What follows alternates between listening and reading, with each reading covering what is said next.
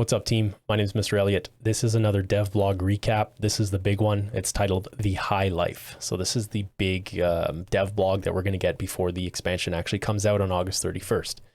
There is a lot of stuff here that I do skip over. I do apologize for it, but otherwise this video would be like 20 minutes long, and I want you guys to get the basics, and I want you guys to get right out the door. So basically they're introducing this new character he's an investor, and his name is Donnie Bader. A capitalist visionary who's eager to change the skyline of your cities with Anno 1800's first skyscrapers. How do we kind of initiate that? So if we skip a little bit, having set the scene, we're sure you're eager to know how to build these skyscrapers in-game, right? As soon as you reach 5,000 investors, Donnie will contact you about his ideas for a new construction project. It would be a shame to ignore such an opportunity, so better get started right away. So we need 5,000 investors to even think about building vertically. So how to build a skyscraper. We spoke a bit about this actually in a previous episode with the elevators, which I'll actually link now. So we have kind of an elevator factory that we need in order to advance our buildings, I should say. Engineers have 3 levels or 3 tiers of verticality, and investors get 5 tiers. So basically, you can also, they're saying again, which we spoke about in the previous episode, or a previous episode, is you can change the look of the building, but you need to change the lower floors before you change the upper floors, because some of the dimensions don't match up. So you're going to want to, they wanted the buildings to look legitimate, we'll say. Skyscrapers inherit all needs from regular population tiers, but with each level, you'll need to fulfill additional new needs in order for more residents to move in. New needs can be goods like cognac or biscuits, or the new shopping arcades like the furniture store. So we spoke a bit about the shopping malls, shopping arcades as well in a previous episode, and they get into much greater detail here. So I'm going to continue right along.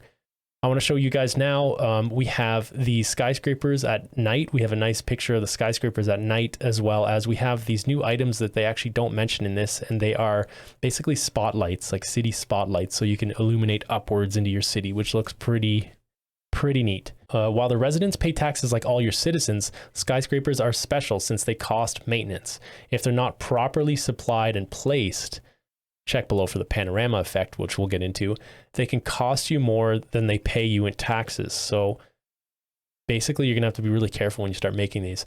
On the plus side, they do provide you with significantly more residents as well as influence points. So basically, let's say you needed like 200 influence for something, you could upgrade a building, but it would cost you money because you're not doing everything proper to actually, appease the investors, but you would get the influence anyway. So there might be a trade-off there where if you need a new island, you upgrade one of these to the next tier, but you're not fulfilling all their needs or anything. So they're going to cost you a bit more, but it might work out for you in the end. You know what I mean? So there's kind of a new strategy that comes out from this. So we spoke a bit about the Panorama Effect before. So it's a mechanic, effectively, from my understanding, where if 2 buildings are side by side, the one that's higher up is happier than the one that's lower down. So you want to be really careful with where you place your skyscrapers through the city, and we'll get into that in just a second here.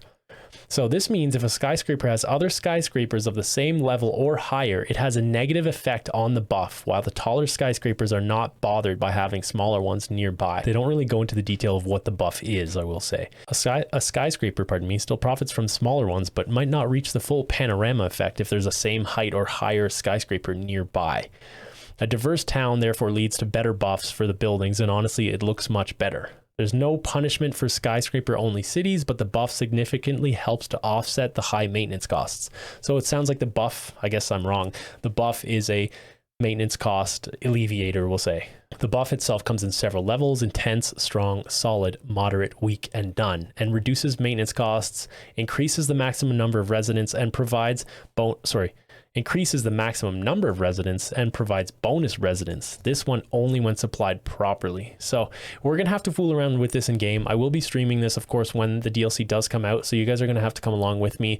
I'm going to also potentially try to stream this on YouTube as well as Twitch, kind of in parallel if you guys don't like Twitch. So we'll see how that goes in the next coming weeks. So the next title, New Needs Shopping Arcades. There's 3 different kinds of shopping arcades. Now, I had a previous video on this. I was right about this too. There's like shopping arcade recipes, kind of. They're not recipes, but they basically are like recipes like the restaurants are. So there are 3 different kinds of shopping arcades your residents will ask you to build: the department store, the furniture store, and the drugstore. Each fulfills the respective need of your population, but depending on the pattern you decide to equip, like a recipe, they provide a different bonus on the residences. Regular ones as well as skyscrapers within its area of influence, reduction of certain needs, a bonus to happiness, or an increase in tax income. So, you know, there's more buffs. These are going to be area of effect, I believe. I don't think they go into that, but they should be area of effect, much like the restaurants are. So we have, again, they're just dropping, like there's so many new items in this expansion. From secretaries over lipstick and toothpaste to toasters and vacuum cleaners, there are many exciting products to choose from for modern shopping lovers. So you're going to be able to kind of tailor your shopping experiences, and that will in turn affect your residents. So this is this is going to add some depth to the game, to be honest with you. So new needs, products for high society. So we were talking about products. We'll get right into it. And I'm going to probably put a picture on the screen now so you guys can see what I'm looking at. So the chemical factory that was added with tourist season receives a new recipe, lacquer, requiring ethanol, resin, and quartz sand, while the orchard in the old world can now produce cherry wood and resin in addition to jam. So now the orchards in the old world are not just jam orchards, which was annoying in the tourist DLC. On top of these additions, we're adding 2 more multi-factories to the game: the artisan workshop, producing many sought after products like violins requiring steel, cherry wood, and lacquer, or cognac. The assembly line, on the other hand, is a great example of the technological progress of the Industrial Revolution. So aside from the already mentioned elevators, it's also producing typewriters. We've seen some guessing about which products might be needed to produce the elevators. Yes, that was me. So here you go: steel, steam motors, and wood veneers. So we can make all of this right now, which is awesome. So I'm going to just pump out the steel, the steam motors, and the wood veneers in order to just be maxed out when this comes out. Finally, we're adding 1 more building to the new world. The southern section receives its own chemical factory, producing the very important ethanol using corn and wood. This one's important, guys. We can make corn and we can make wood already, and we can make it very effectively. So the chemical factory itself actually has to be in the new world. So think about this. We need to have a stockpile of corn in the new world, and we need to have a stockpile of wood in the new world and production chains to carry that forward.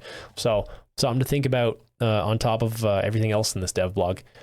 So based on community feedback, we made changes to multi-factories in the construction menu. Each of their products now has its full production chain displayed, making it easier for you to see in advance which goods and other production buildings you will need. The recipes in the shopping arcades multi-factories work just like you're used to if you played tourist season. Some of them are unlocked via quests, others by fulfilling certain conditions. If you own the passage or Land of Lions, you'll be able to choose from a few additional recipes.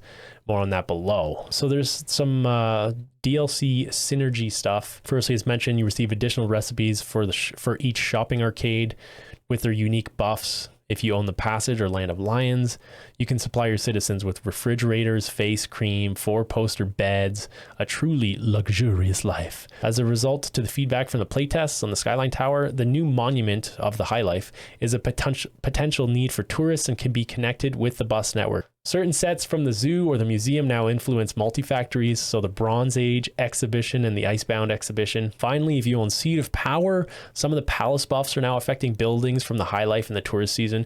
I'm not going to get into this. They just go on and on and on, so we're going to skip a little bit of that. And we're going to go right to what you guys can see on the screen now, is a new monument. Let's end this devblog with a high point, literally the Skyline Tower. After you've built a sufficient number of level 5 skyscrapers, so we're going to need to build a bunch of level 5 skyscrapers, keep them happy, and then Donnie will contact you with his most ambitious project yet, a monumental tower.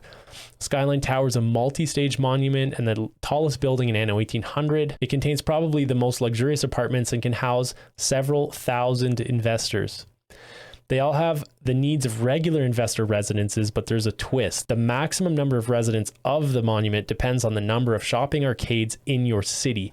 Each shopping arcade recipe makes the Skyline Tower more interesting to residents, adding another 100 to the maximum population.